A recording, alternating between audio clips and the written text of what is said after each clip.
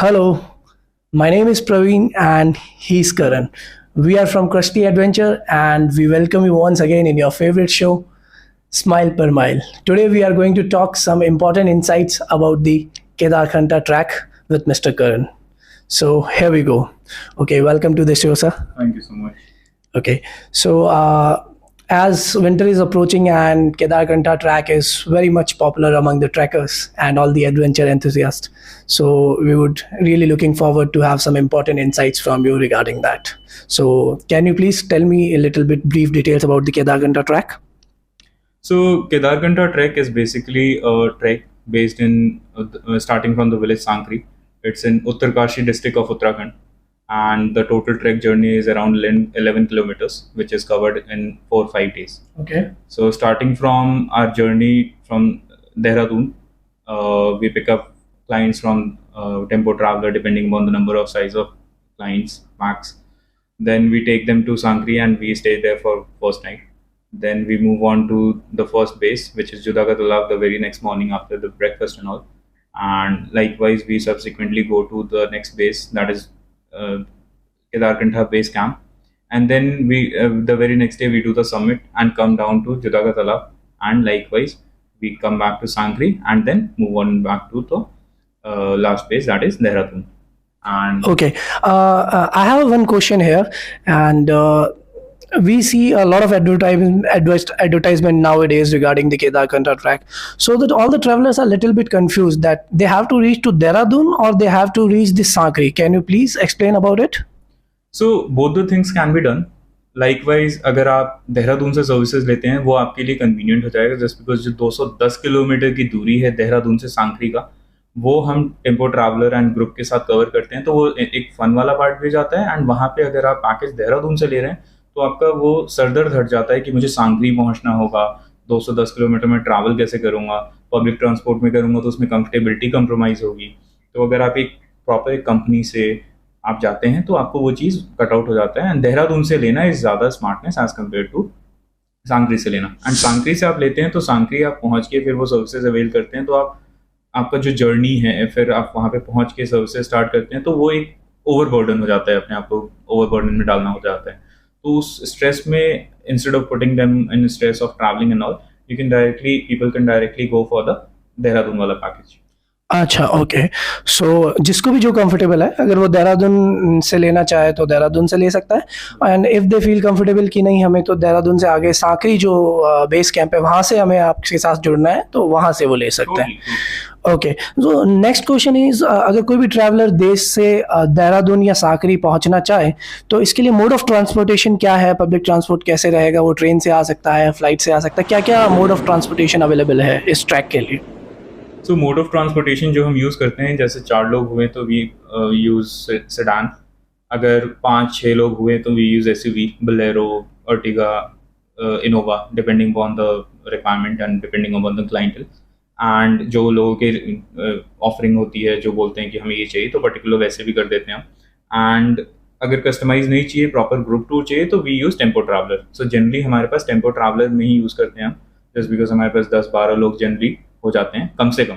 And likewise अगर 24 लोग भी हुए तो 2 टेम्पो ट्रैवलर लग गई, 25 लोग, 26 लोग, ऐसे करके 40 लोग भी हुए तो हम अच्छे से उसको मैनेज कर लेते हैं। तो मोड ऑफ ट्रांसपोर्टेशन अपना यही 3 होते हैं, सेडान, एसयूवी और टेम्पो ट्रैवलर। ओके, सो यहाँ पे एक इम्पॉर्टेंट पॉइंट ये है नोट करने वाला कि अगर आप अपने फैमिली के साथ आ रहे हैं, फ्रेंड्स के साथ आ रहे हैं और आप अपना कस्टमाइज टूर करवाना चाहते हैं, प्राइवेट टूर करवाना चाहते हैं, तो ये भी फैसिलिटी आपको कश्ती एडवेंचर के साथ मिलती है और डेफिनेटली आप अपना कस्टमाइज पैकेज करवा सकते हैं, टूर करवा सकते हैं और अपनी फैमिली और फ्रेंड्स के साथ एंजॉय कर सकते हैं। सो मेरा नेक्स्ट क्वेश्चन है कि अगर कोई ट्रेन से आना चाहे तो नियरेस्ट रेलवे स्टेशन कौन सा है, और अगर फ्लाइट से आना चाहे तो नियरेस्ट हमारा एयरपोर्ट कौन सा है? रेफरेंस के लिए एक बार ले लेते हैं कि कोई क्लाइंटल है जिसको बॉम्बे से आना है। सो बॉम्बे से वो क्या करते हैं, सीधा या तो देहरादून आ जाए। Okay, so Dehradun is the nearest railway station Okay. Where we pick up all the clientele. And हम क्या करते हैं, उनको सजेस्ट कर देते हैं कि आप इस टाइम पहुंचे हैं, मॉर्निंग में ये हमारा पिकअप पॉइंट, पिकअप टाइम होता है, ये पिकअप लोकेशन है देहरादून रेलवे स्टेशन। तो हम उनको सजेस्ट करते हैं कि आप ट्रेन से भी आ सकते हैं, प्लेन से भी आ सकते हैं। प्लेन से जॉली ग्रांट एयरपोर्ट है देहरादून में, Okay. वहाँ से आपको ट्रेन स्टेशन पे आना पड़ता है एंड देन वहाँ से पिकअप हो जाता है। तो देहरादून नियरेस्ट रेलवे स्टेशन है एंड दिल्ली से एक ट्रेन चलती है कोटा एक्सप्रेस, वो बिल्कुल टाइमली मॉर्निंग में 5:50 पे पहुंचा देती है। ओके एंड हमारा पिकअप जो टाइम होता है वो 7 AM मॉर्निंग में होता है। 7 to 8 AM क्लाइंटल को पिकअप करके टेम्पो ट्रैवलर में अच्छे से सेटल करके सांकरी के लिए रवाना कर देते हैं एंड वहाँ पे जाके होटल्स वगैरह लौट होते हैं। सो सबसे कन्वीनियंट जो मोड ऑफ ट्रांसपोर्ट अगर और कहीं से बोलें आप, ट्रेन है एंड फ्लाइट भी है।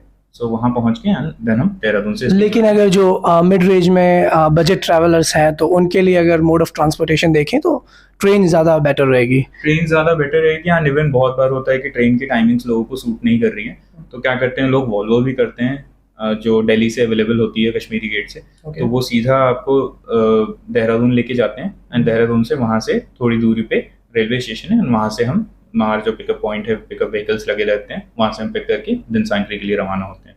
ओके यहाँ पे एक और क्वेश्चन मेरे दिमाग में आ रहा है कि जो आपकी पिकअप करने की टाइमिंग्स है ट्रैवलर्स को, वो रिजिड है या फ्लेक्सिबल है? अगर वो एक लिमिटेड टाइम में आप पिकअप करते हैं, अगर उस टाइम ट्रैवलर वहाँ पहुँच जाए जो आपने पिकअप पॉइंट बताया है, या फिर ट्रैवलर कभी भी आए तो आप उसको पिकअप कर सकते हो? देखिए, जो ट्रैक का जो शेड्यूल है वो हमारा स्टार्ट हो जाता है पूरा 6 days 5 night का या 5 days 4 night का। वो सांकरी पहुंचने के पहले देहरादून बिल्कुल मॉर्निंग, एग्जैक्ट मॉर्निंग 7 AM से स्टार्ट हो जाता है। अगर देखें तो हम 7 AM 8 AM निकलने के लिए इसलिए बोलते हैं जस्ट बिकॉज की जो ट्रांसपोर्टेशन का टाइम है वो 7 to 8 hours है देहरादून से आपको सांकरी पहुंचने का। 210 kilometres we are going to cover in almost 7-8 hours।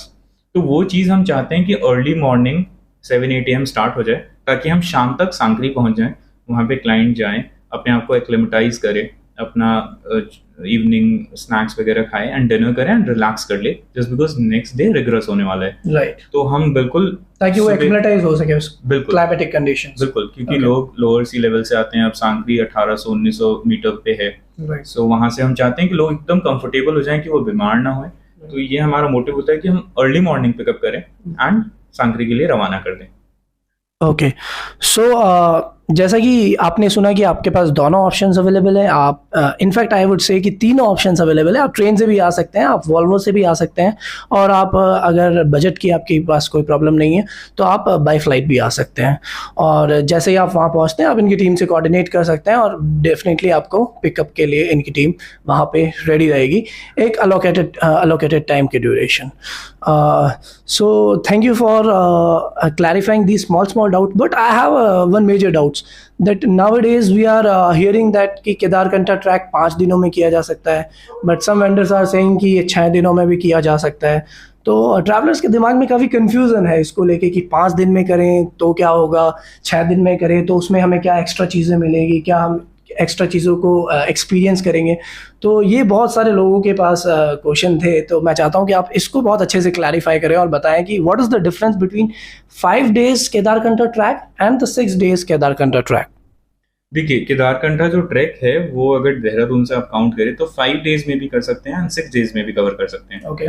But आप अगर इसको बाइफर्केट करें डे वाइज आइटनरी को, तो 5 days वाले में क्या है कि हम देहरादून से निकलते हैं सांकरी, फर्स्ट नाइट सांकरी में स्पेंड करते हैं, सेकंड नाइट जुदा के तालाब में स्पेंड करते हैं, third night Kedarkantha base camp में स्पेंड करते हैं, फोर्थ नाइट वापस हम जुदा के तालाब आते हैं, देन 5th डे मॉर्निंग में हम सीधा निकलते हैं सांकरी के लिए। वहाँ पे थोड़ा हमने फ्रेशन अप किया, वेट किया एंड सीधा वहाँ से ट्रैवलर में बैठ के 5th डे इवनिंग में हम देहरादून वापस पहुँच जाते हैं। Okay. वो इवनिंग असल में रात हो जाता है, सो 8-9 बजे बच जाते हैं कम से कम। सो उसके बाद वहाँ पे जाके लोगों को एक बार होटल वगैरह करना पड़ता है, तो एक तरह से वो इनकन्वीनियंट हो जाता है। Okay. वो थोड़ा सा रश में हो जाता है, वो रश हो जाता है। ओके। एंड 6 days की आइटनरी अगर देखें तो आप देहरादून से स्टार्ट करते हैं।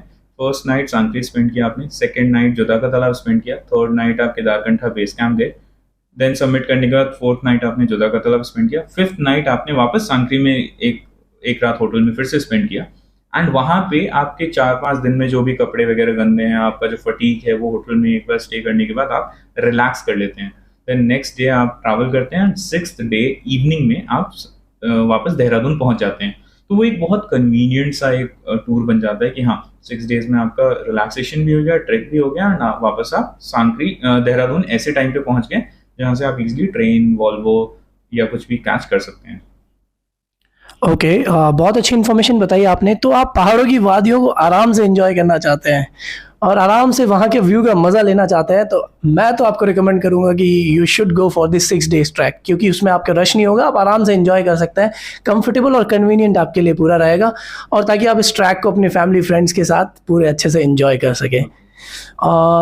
और हमें इस केदारकंठा ट्रैक के बारे में इंटरेस्टिंग फैक्ट्स बताइए कि ये ट्रैक क्यों पॉपुलर है, विंटर से ये ट्रैक अप्रोच होता है, लोग अलग अलग देश के हर जगह से लोग इस ट्रैक को करने के लिए आते हैं, तो कुछ इंटरेस्टिंग फैक्ट्स बताइए हमें केदारकंठा ट्रैक के बारे में। देखिए, जब केदारकंठा ट्रैक की हम बात करते हैं तो बहुत सारी इंटरेस्टिंग चीज़ें हैं इसके अराउंड।